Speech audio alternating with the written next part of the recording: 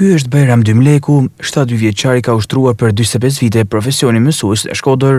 Ai ka dhënë mësim në lëndët matematik dhe fizik. Dymleku tregon periudhën e vështirë kur ka nisur profesionin Dukagjin.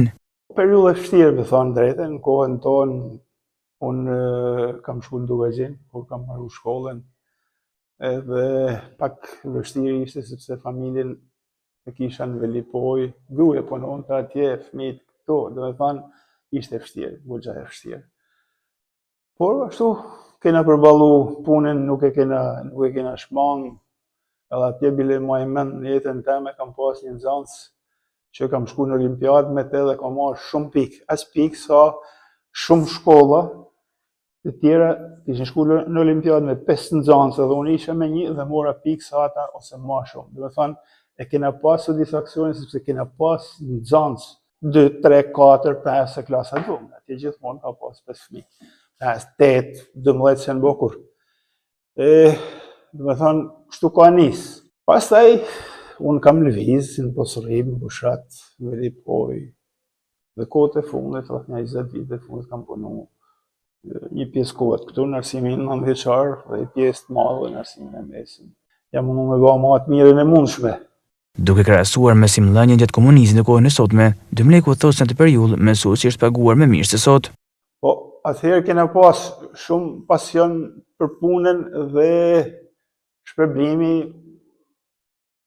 me krahasu me pagat që kanë kënë të gjitha profilet e punës, arsimi disi është pagu ma mirë.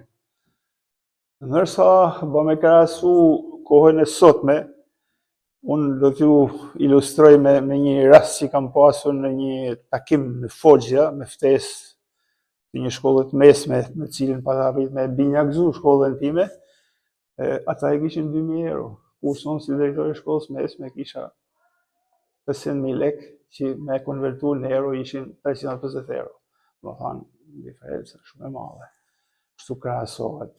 Në fund ka një mesazh nga 7 mars për prindërit, mësuesit dhe nxënësit.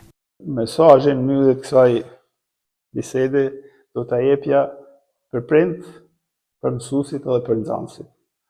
S'pari po flas për prind, unë jam gjysh. Edhe do të thosha që ma shumë kujdes me fëmijët tuaj, se jo plotsoja çdo dëshirë, telefonin jepja në dorë dhe çdo me ditë gjama i ka bë detyrat, si ka bë detyrat, a shpregatit për nesër, s'është shpregatit. Fatkeqësisht, unë kam idenë që shumë fëmijë talentuar mesin të rezultatin mesatar, thjesht sepse nuk kontrollohen vendimorën sa duhet në shtëpi. Mesazhi i dytë për mësuesat e ri, po të gjithë mësuesat, punojnë me pasion, është zanati i vlerësuar, duke të theksova dhe i herë në të gjitha kombet e botës e vlerësojnë maksimalisht.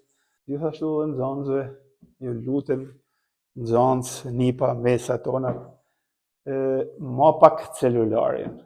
Shkoni në shtëpi, hani, pushoni, kryeni detyrimet që keni me shkollën, me detyrat, dhe pastaj mundet koha lirë me kanë një pjesë me telefonin, po ma shumë me aktivitete sportive, sa ashtu është në